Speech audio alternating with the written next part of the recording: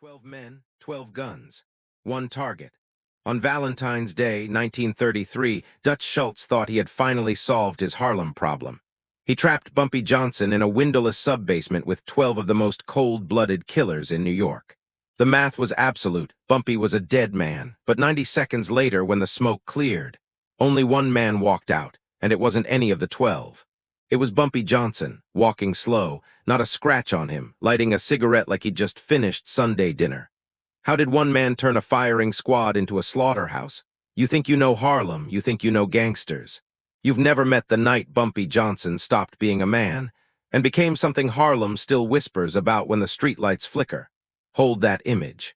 Because we're going all the way back to see how a basement in the Cotton Club on Valentine's Day 1933 wrote the final chapter of Dutch Schultz's war.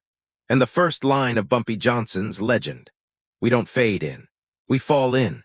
Now, before I show you what happened when that light went out, before the screaming, the gunfire, the bodies, you need to understand what this war was really about. Because Dutch Schultz wasn't fighting for territory. He was fighting for something worth $400 million in today's money. And Bumpy Johnson was the only thing standing between Dutch and a payday bigger than God. Let me explain. The rest of America is eating government cheese and praying for tomorrow. Harlem is printing its own tomorrow on little pink tickets. They called it the numbers racket. We call it hope economics.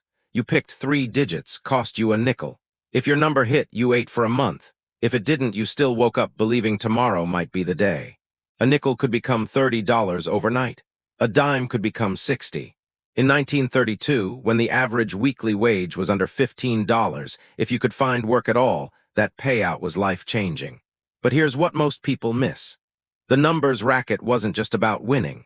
It was about hope. Every single day, for the price of a nickel, you could buy the feeling that tomorrow might be different, that your luck might turn, that the universe might finally notice you. And in a world that had systematically ignored Black Americans, that hope was worth more than gold. By 1933, the Harlem numbers banks were clearing more cash every week than most downtown banks saw in a year. $20 million a year, $400 million in today's money, flowing through a 10-block radius, controlled almost entirely by Black operators. And every dollar that rolled uphill on 125th Street was a dollar Dutch Schultz could taste from his office in the Bronx. Dutch wasn't Italian. He couldn't join the Mafia. So he built his own thing, beer, extortion, numbers. He looked at Harlem and saw a gold mine with black faces guarding it. The woman standing in his way was Madame Stephanie St. Clair, queen of the policy banks. Born in Martinique, immigrated alone, built a numbers operation from nothing through sheer force of will and an absolute refusal to be dismissed. They called her Queenie. They called her Madame St. Clair. The police called her the most dangerous woman in Harlem. She didn't carry a gun. She didn't need to. She had an enforcer who never spoke unless the words were worth more than bullets. Ellsworth Bumpy Johnson, fresh out of Alcatraz University, 6 years of learning exactly how much pain a man can carry before he starts giving it away for free. Dutch sent word, "Get in line or get buried." Madame sent. Claire sent word back, "Come take it yourself, white boy."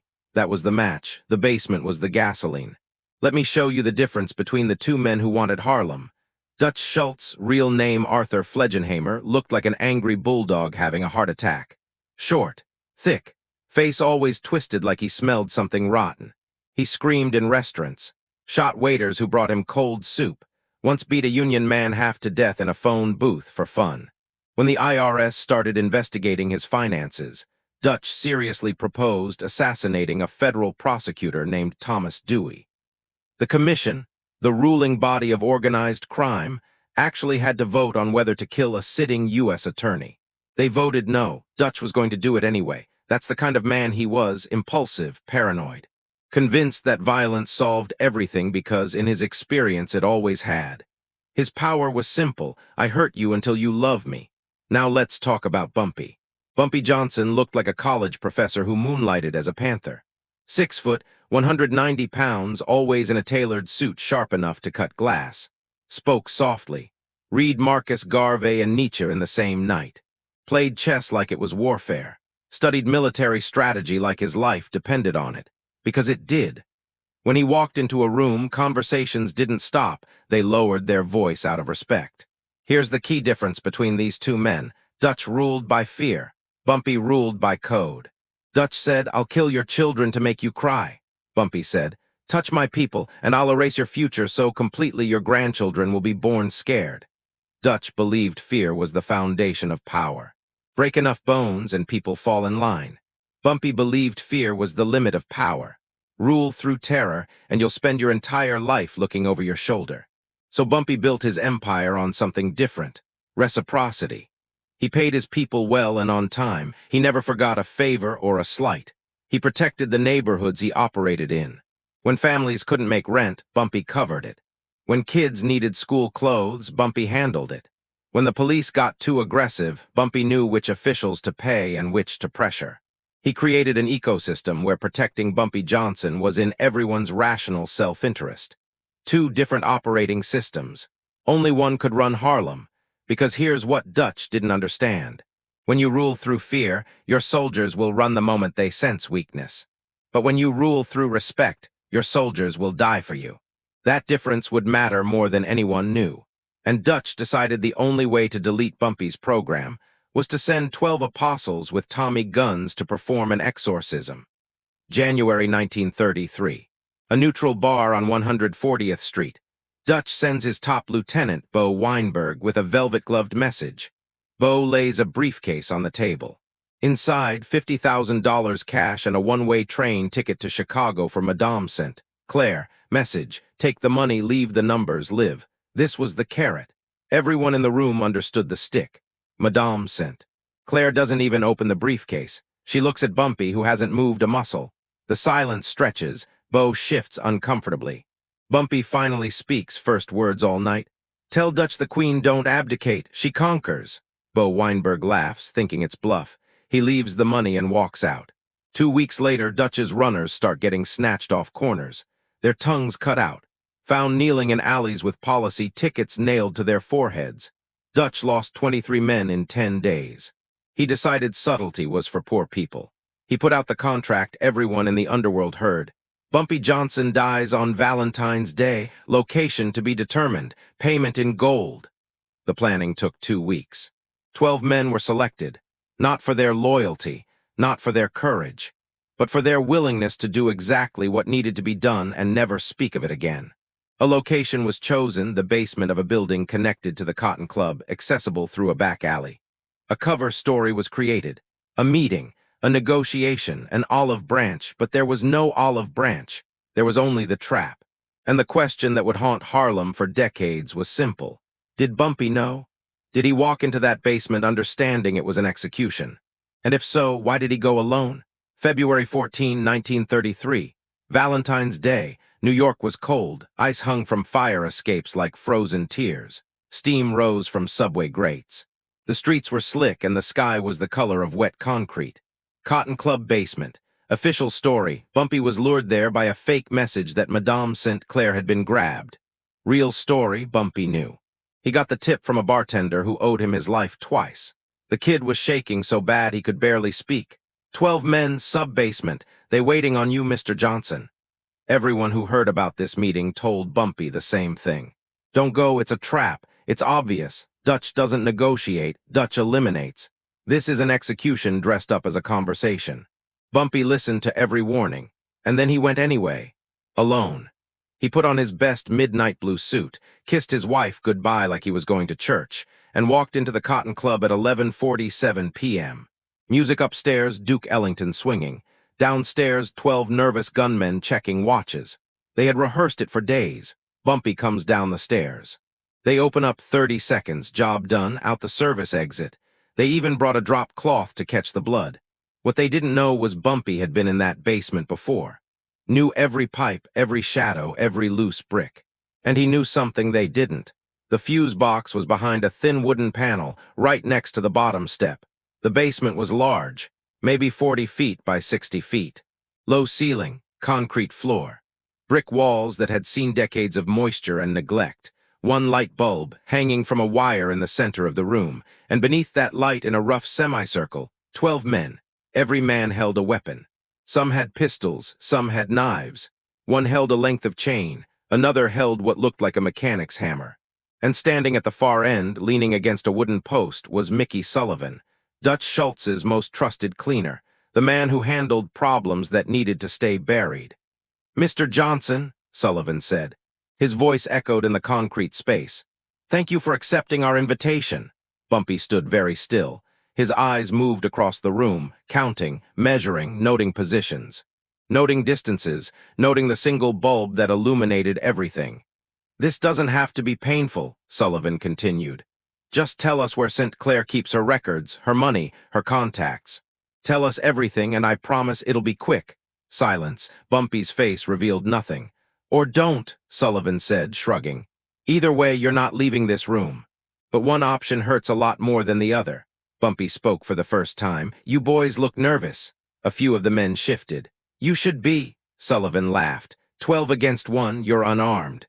There's no exit behind you, no window, no back door. Please explain to me why we should be nervous." Bumpy's voice was calm, almost gentle. "Because I counted 12 of you." He paused. "And I only count 11 walking out." Sullivan's smile flickered. "That was your first mistake." He stopped halfway down the stairs, lit a cigarette, let them see him. Then he spoke, calm, almost gentle. "Before we start, y'all mind if I turn off the light? It's giving me a headache." 12 guns came up. Bumpy reached for the switch. Click. Darkness swallowed the room. First second of darkness, confusion. Second, panic. Third second, gunfire. 12 machine guns ripping in a concrete box sounds like God tearing tin, but concrete echoes lie. And here's what none of those 12 men understood. They'd always operated in light. They'd always seen their victims. They'd always controlled the environment. In 1 second, Bumpy erased every advantage they ever had. The darkness wasn't just darkness. It was Bumpy's territory now. The kind of darkness where you can't see your own hand in front of your face. The kind of darkness where your brain starts inventing shapes, movements, threats that aren't there. Bumpy was already moving, low, silent, counting heartbeats. He had memorized the room, knew exactly where each man stood because he watched them take their positions from the ventilation shaft an hour earlier. First man, Joey Rao, loudmouth, always chewed gum. Bumpy came up behind him, blade across the throat before Joey even knew the dark had teeth. Second man turned toward the sound, muzzle flash lit his face for half a second. That was enough. Bumpy put 2.45 slugs through that flash. Man dropped screaming. Then it got beautiful. The remaining 10 started shooting at the screaming, then at each other's muzzle flashes. Friendly fire turned that basement into a stone blender. "Shoot! Shoot, HIM!" The gunfire became chaotic. Men were screaming now, not just in pain, in terror. "Who was that? Behind you! That's Carmine." "Don't shoot, Carmine." A wet thud, a gurgle, then silence from that corner. "Oh God, God, he got EDDIE." More gunshots. Bumpy never fired more than 6 shots total. He just directed traffic, moved like smoke. Whispered names in the dark so they'd turn and shoot their own friends. "Frankie, behind you." Frankie's own partner cut him in half. The muzzle flashes illuminated the room in split-second bursts. Flash, darkness, flash, darkness. And in those flashes, if you had been there, if you had somehow been watching, you would have seen something remarkable. Bumpy was everywhere. He didn't stay still. He moved in constant motion, low, silent, using the muzzle flashes to track positions, then striking from a different angle before the shooter could adjust. And here's what really happened, what the forensic evidence would later suggest, though it was never officially documented. At least 4 of Dutch Schultz's men were killed by friendly fire. In the chaos, in the panic, in the darkness, they shot each other. Bumpy had turned their numbers advantage into a liability. 12 men in a confined space, unable to see, firing blindly, they became a circular firing squad. And Bumpy moved through them like a ghost. When the last gun clicked empty, the only sound was one man crying and the drip of something thick hitting concrete. Bumpy struck a match. 11 bodies, some still, some groaning. Blood everywhere. The small flame illuminated a basement that looked like a slaughterhouse. And standing in the corner, breathing hard but upright, knife in hand, was Bumpy Johnson. Mickey Sullivan was among the dead, shot twice in the chest. Whether by Bumpy or by friendly fire, no one would ever know. One man remained conscious. On his knees, Marty Delaney, Irish kid from Hell's Kitchen, only 19 years old. Marty was bleeding from both legs, gun long gone, hands up, sobbing. Bumpy walked toward him. Marty raised his hands. "Please." Please, I have kids, I have 2 kids. Bumpy stopped. The lighter's flame flickered. What happened next became the most debated part of the story. Bumpy looked at Marty Delaney for a long time. The younger man was sobbing, not quietly, great heaving sobs that shook his whole body. The fear had broken something in him, something that would never fully heal. Bumpy reached into his pocket. Marty flinched, expecting a gun, expecting the end. Instead, Bumpy pulled out a playing card, the ace of spades. He pressed it into Marty's shaking hand. "Give this to Dutch," Bumpy said. His voice was steady, almost gentle. "Tell him exactly what you saw. Tell him I could have killed all 12. Tell him I chose to send a message instead." Marty couldn't speak, could barely breathe. "Tell him Harlem is protected. Tell him the next time he sends men, I won't leave any survivors." Bumpy leaned closer. "Tell him to ask himself a question. How many more is he willing to lose? Because I promise you, I'm willing to do this every night for the rest of my life."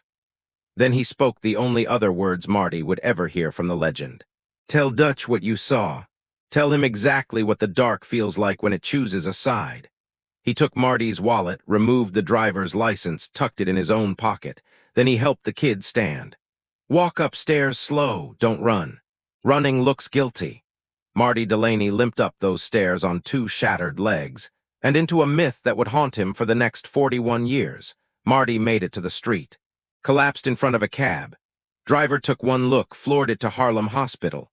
Doctors counted 37 bullets in the basement walls, 11 dead bodies, 0 bullets in Bumpy Johnson. Marty lived barely. Lost both legs below the knee. Every night for the rest of his life, he woke up screaming about the dark that had a voice. But here's the part most people miss. Bumpy didn't spare Marty out of mercy. He spared him because a dead man can't talk, but a man who wishes he was dead can't stop talking. Marty became the gospel. Next morning, Dutch Schultz is in his office above the Embassy Club, pacing, waiting for the phone call that says it's done. Phone rings. It's his own people, voice shaking. 11 dead, 1 alive. Johnson walked out without a scratch. Dutch screams so loud the windows rattle. Then the door opens. A messenger, kid nobody knows, walks in, places a small box on Dutch's desk, leaves. Inside the box, Marty Delaney's driver's license, and the ace of spades soaked in blood. No note needed. Dutch stared at that card for a full minute, then he did something nobody ever saw him do. He sat down, put his head in his hands, and said very quietly, "Leave Harlem alone." The war ended not with a bang, but with silence. Dutch Schultz was a violent man, an impulsive man, a man who solved problems through escalation. His entire career had been built on the principle that overwhelming force always worked. He should have sent more men. He should have burned buildings. He should have gone to war with everything he had. But he didn't. For 3 days after receiving the ace of spades, Dutch barely spoke. He sat in his office. He looked at the card. He did the mathematics. Here was the calculation. He had sent 12 of his best men to kill 1 target. 11 were dead. 1 was broken. To take Harlem, he would need to send more. Maybe 20, maybe 50. And if Bumpy Johnson could do what he had done in that basement, if he could turn 12 armed killers against each other in 90 seconds, what would it cost to actually defeat him? How many bodies? How much money? How much heat from the police who were already watching? And even if Dutch won, what would he have? A neighborhood that hated him.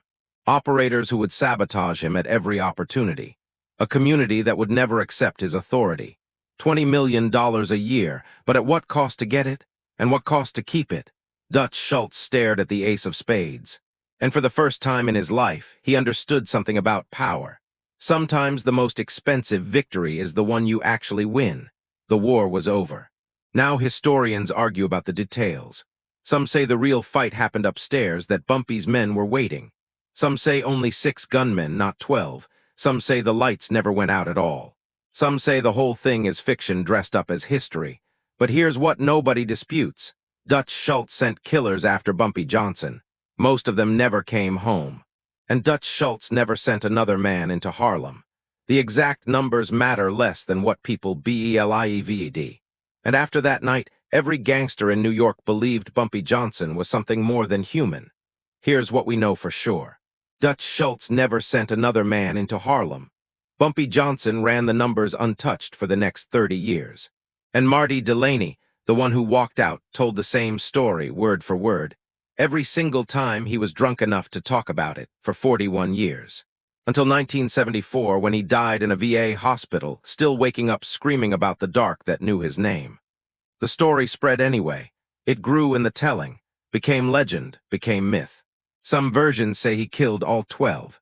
Some say he fought for hours. Some say he used supernatural abilities that he could see in the dark, that he couldn't be killed by bullets. None of that was true. The truth was simpler and more profound. Bumpy Johnson understood that power isn't about strength. It's about perception. And the perception he created that night, that he was unkillable, unstoppable, that attacking him was suicide, that perception protected Harlem for decades. One night of violence, 30 years of peace, that belief kept Harlem safe. That belief built an empire, that belief lasted decades. And belief, my friend, is its own kind of truth. You decide what's real, but Harlem already did. That night wasn't about 12 dead white gangsters. It was Harlem telling the underworld, and America, something it still screams today. You don't bring terror to a people who already survived the Middle Passage, slavery, and the Great Depression. You bring respect, or you bring nothing at all. Bumpy didn't just win a fight, he rewrote the rules of power in Black America.